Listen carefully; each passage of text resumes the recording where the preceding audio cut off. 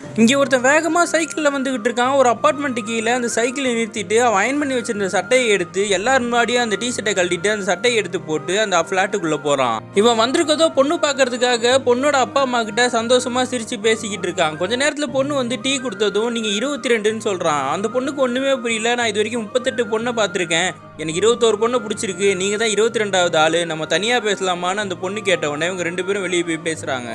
இவங்க 2 பேர் பேசுகிறத எல்லாம் ஒரு மாதிரி பார்த்துக்கிட்டு இருக்காங்க. ஹீரோ சொல்கிறான், நான் கீழே ட்ரெஸ் மாற்றினேன், அதனால தான் என்னெல்லாம் ஒரு மாதிரி பார்க்குறாங்கன்னு. நீங்கள் வித்தியாசமான ஆள் தான், சரி உங்களையே 38 பொண்ணுங்க ரிஜெக்ட் பண்ணாங்கன்னு கேட்கும் போது ஹீரோ சொல்கிறான், பாதி பொண்ணுங்களை எனக்கு பிடிக்கல, சில பொண்ணுங்களுக்கும் எனக்கும் ஜாதகம் பொருந்தவே இல்லைன்னு. அப்போ இவங்க கேட்குறாங்க, அப்போ என் ஜாதகம் பொருந்தலைன்னா எனக்கு பிடிக்கலன்னு சொல்லிடுவீங்களான்னு. அப்போ நீங்கள் ஜாதகம் குடிப்பீங்களான்னு இவன் கேட்கும் போது, பிடிக்காமனா நான் அப்படி சொல்ல போகிறேன் அப்படின்ன உடனே கீழே போய் அவங்க 2 பேரும் பேசிக்கிட்டு இருக்காங்க.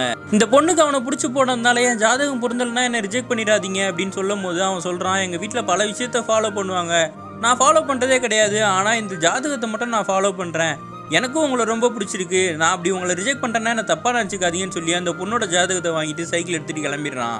அப்படியே 15 வருஷம் கழிச்சு காட்டுறாங்க. ஹீரோ வந்து எல்லார் வீட்லையும் கணக்கு எடுத்துக்கிட்டு இருக்கான். ஒரு வீட்டு கதவு தட்டும் போது ஹீரோயின் வெளியே வரா. அவளை பார்க்காமலே உங்கள் வீட்டில் எத்தனை பேர் இருக்காங்கன்னு கேட்க 2 பசங்க இருக்காங்கன்னு சொல்கிறாங்க. பார்த்த உடனே ஹீரோக்கு ஷாக் ஆயிடுது.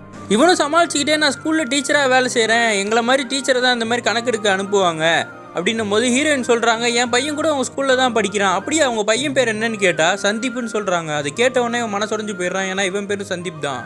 இவங்களும் அவர் உள்ளே கூப்பிட்டு காஃபியெல்லாம் கொடுத்து பேசுகிறாங்க. என் பையனுக்கு உங்களை ரொம்ப பிடிக்கும், நான் பேரண்ட்ஸ் டீச்சர் மீட்டிங்லாம் வந்து உங்களை பார்த்துருக்கேன், பேசுறதுக்கு தான் தைரியம் வந்ததில்லை, இன்றைக்கி நேரில் பார்த்தோன்னா உள்ளே கூப்பிட்டு பேசணும்னு தோணுச்சின்னு சொல்கிறாங்க.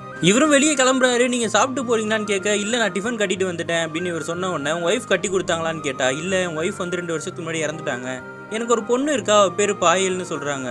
அது கேட்ட உடனே இவனுக்கு கண்ணெல்லாம் கலங்கி போயிடுச்சு, ஏன்னா இவங்க பேரும் பாயல் தான்.